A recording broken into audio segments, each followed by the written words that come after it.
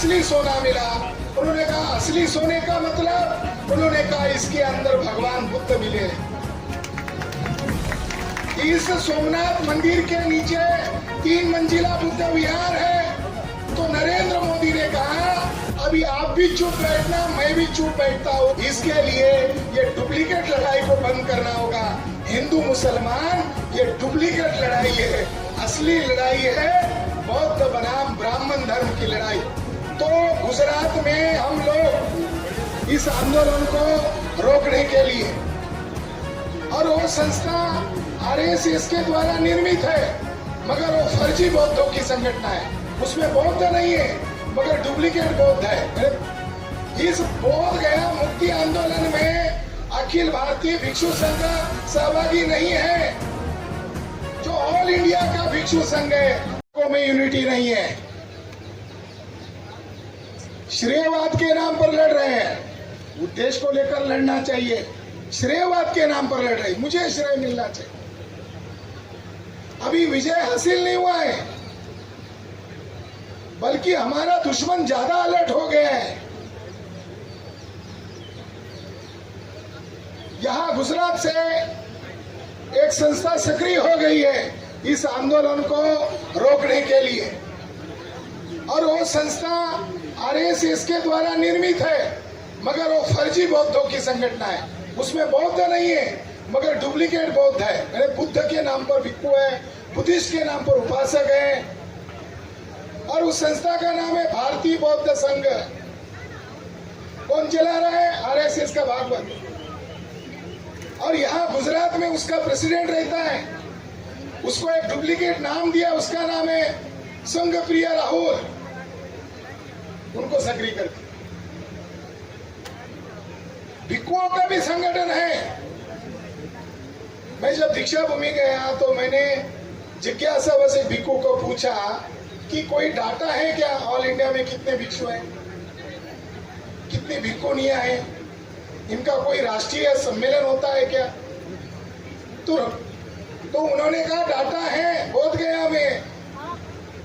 तो बोध गया में गया तो वहां एक सेक्रेटरी रहते हैं अखिल भारतीय भिक्षु संघ, संगठन का नाम है अखिल भारतीय भिक्षु संघ, मगर उसका जो सेक्रेटरी है वो अपर कास्ट भूमिहार ब्राह्मण से कन्वर्ट है, और भिक्षु बनने का नाम पुराना नाम बदल जाता है, नया नाम आज आ गया। उनका नाम तो प्रज्ञा बोधी है, मगर काम मोहन भागवत का कर रहे हैं।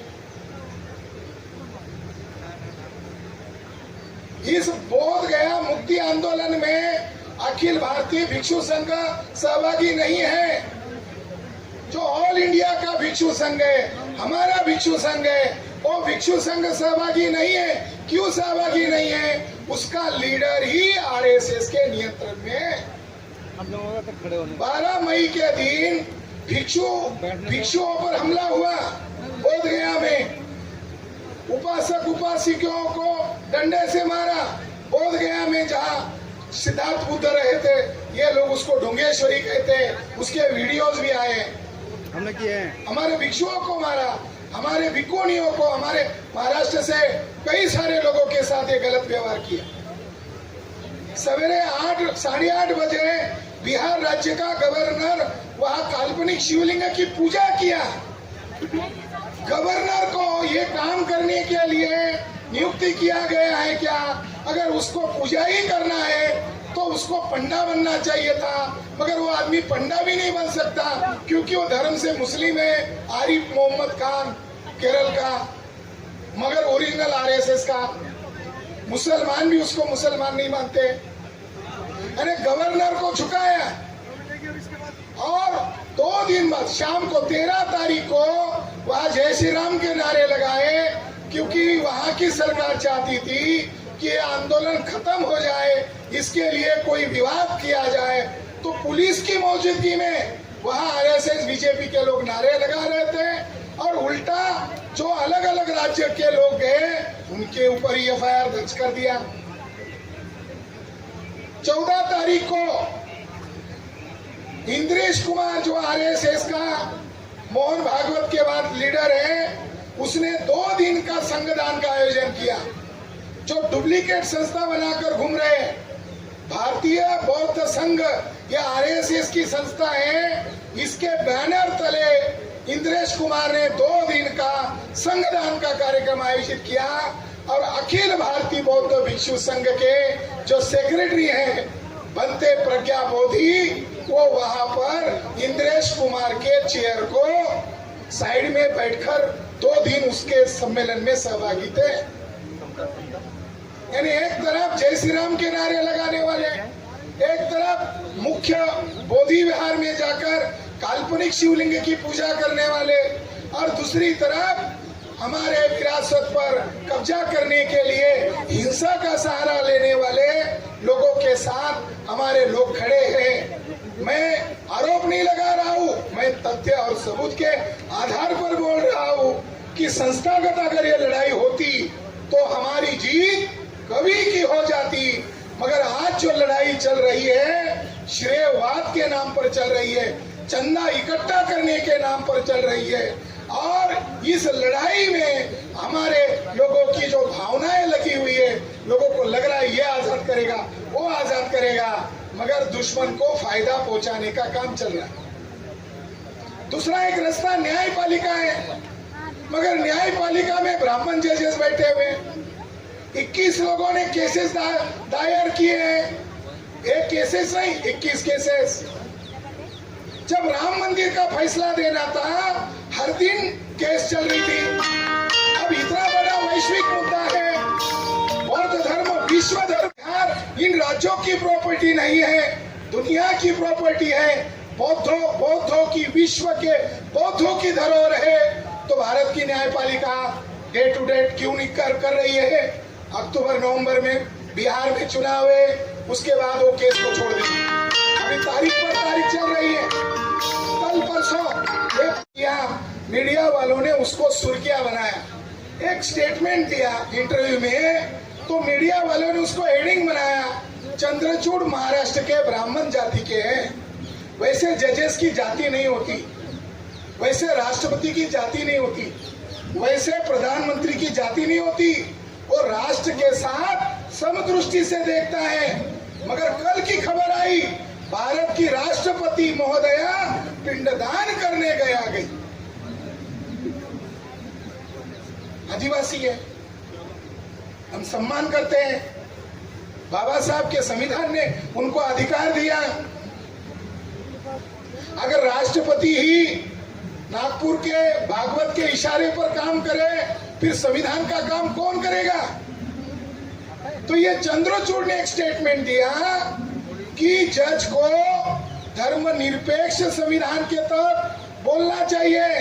धर्मनिरपेक्षता का मुंह अचानक चंद्रचूड़ के मुंह से बाहर आया, हमें बड़ा आश्चर्य लगा।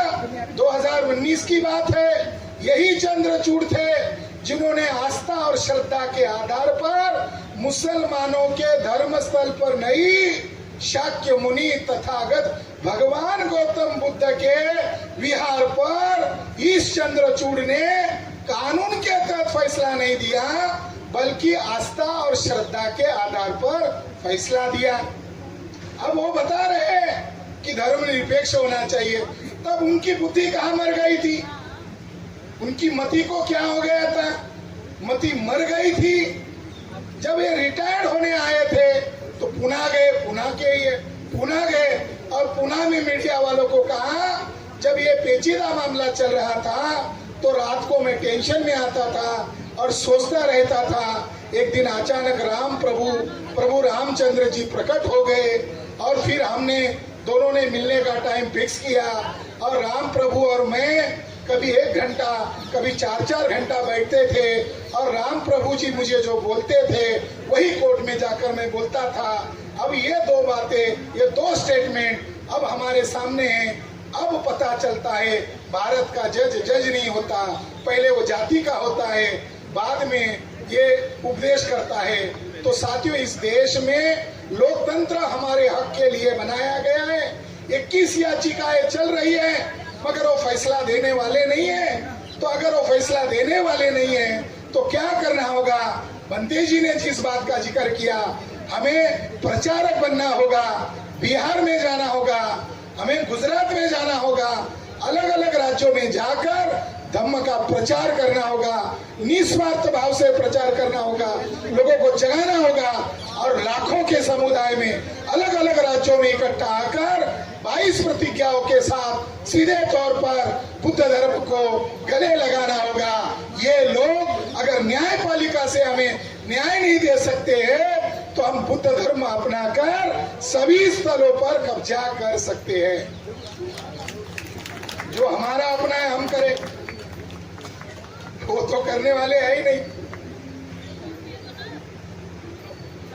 अभी गुजरात का एक मामला है, बहुत गंभीर मामला है।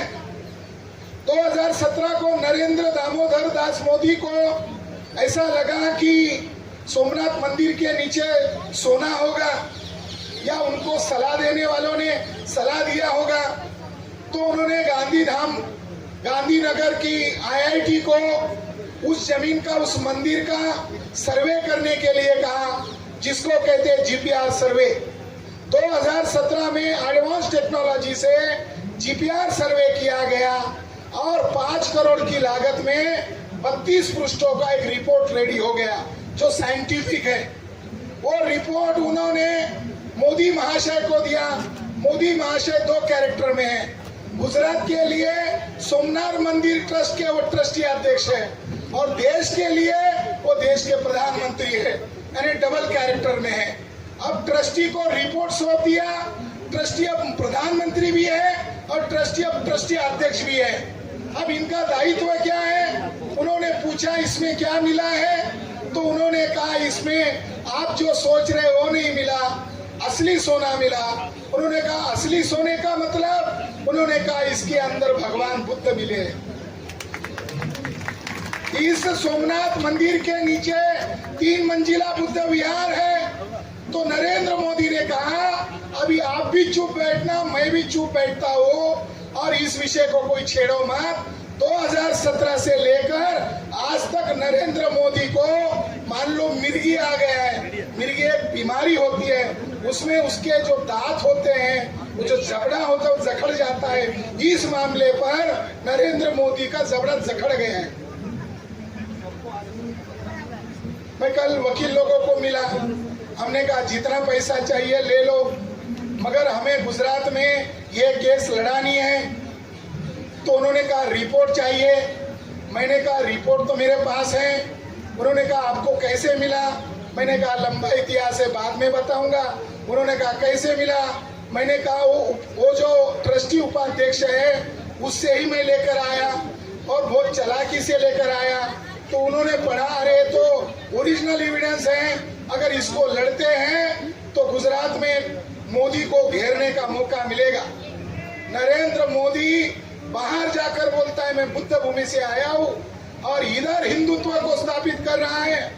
और RSS बीजेपी के लोग अब 18,000 मस्जिदों को मंदिर के तौर पर देखना चाहते हैं। ये हिंदू मुसलमान देश के सत्यानाश की वजह बनेगा।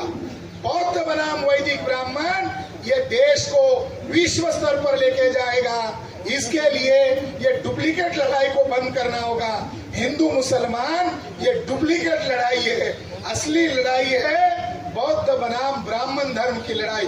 तो गुजरात में हम लोग, मैं यहाँ इसीलिए आया और मैं संकल्प भूमि का धन्यवाद देना चाहता हूँ कि उन्होंने मुझे निमंत्रित किया।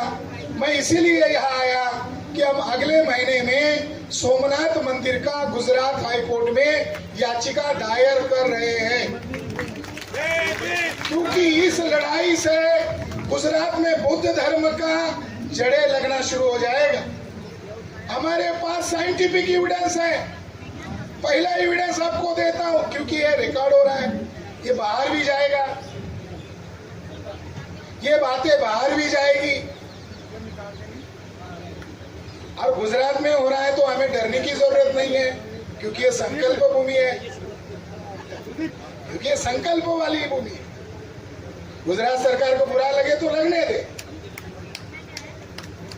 सबसे बड़ा एविडेंस है 1880 में 2 बड़े आर्कोलॉजिस्ट थे जो भारत के नंबर 1 के पुरातत्वज्ञ माने जाते हैं।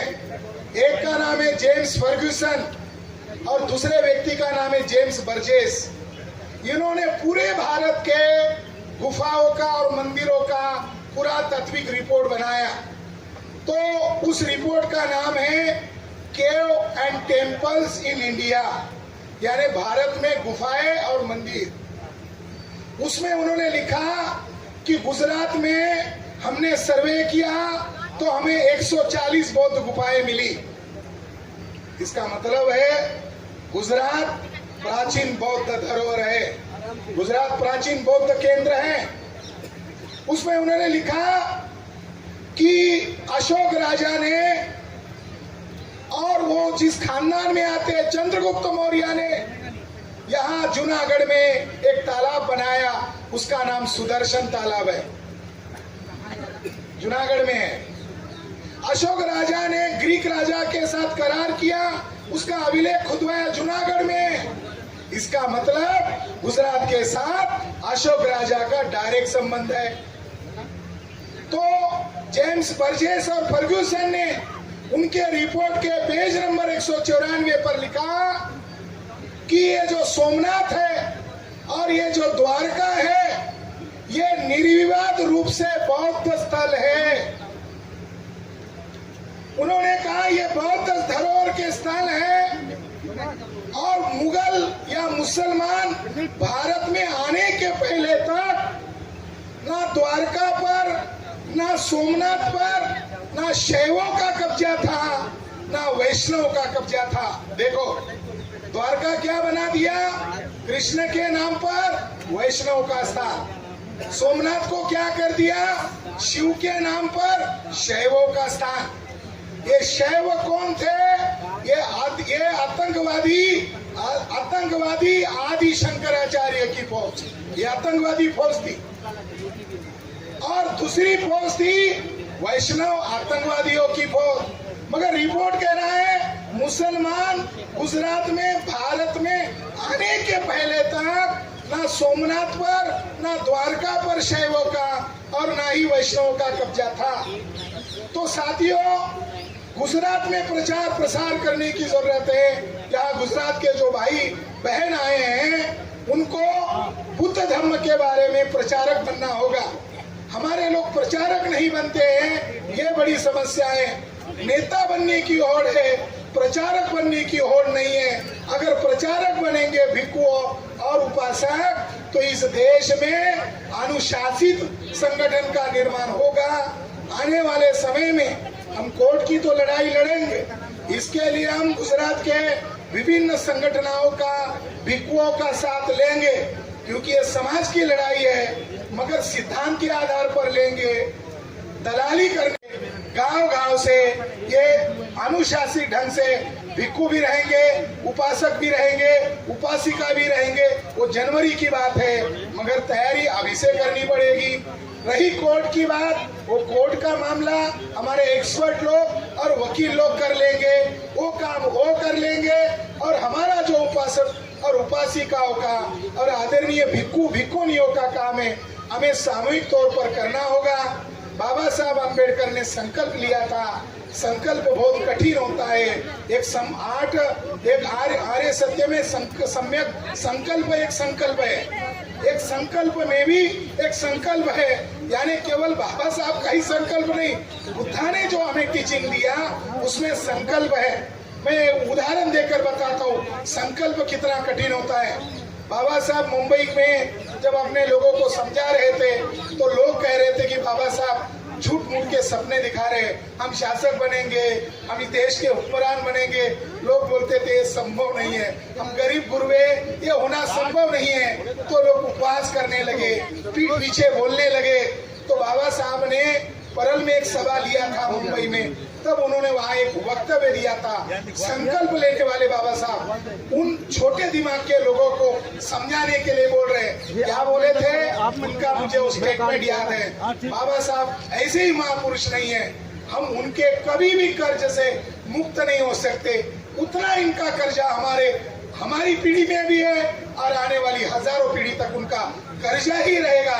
बाबा साहब का वो स्टेटमेंट था, अगर मैं आप लोगों को इस गैर बराबरी वाली ब्राह्मणी गुलामगिरी से अगर आप लोगों को आजाद नहीं कर सका तो मैं बंदूक उठाऊंगा और इधर रखूंगा और इसका टिगर दबाकर मैं अपने आप को खत्म करूंगा, मगर मैं आप लोगों के साथ धोखा नहीं दूंगा। मैं वचन देता हूं आप लोगों को मैं आजाद करूंगा। 14 अक्टूबर अशोक विजयादशमी के दिन 1956 में किया कि नहीं किया पूरा? अगर आज हम यहाँ संकल्प ले रहे तो सोमनाथ को मुक्त करने का कम से कम बोल तो सकते हम ले रहे। कल आंदोलन बनेगा तो कल ये संकल्प हम पूरा करेंगे। इसके साथ ही गुजरात में बुद्ध धर्म की जड़ें लगना शुरू हो जाएगा। आपने मुझे समय दिया, मैं आयोजकों का बहुत धन्यवाद देता हूँ। और ये कार्यक्रम जो है आने वाले समय में वो हमारे भाई बंद है, हम उनके साथ कोऑर्डिनेशन करेंगे। और ये काम उनका भी नहीं है, ये काम धम्म बंधु होने के नाते हम लोगों का भी है। आने वाले समय में केवल इकट्ठा आने का माध्यम नहीं बनना चाहिए, बल्कि संकल्प भूमि ये आधुनिक भारत में एक क्रांति का केंद्र बनना चाहिए। नमो बुद्धाय, जय भीम, धन्यवाद।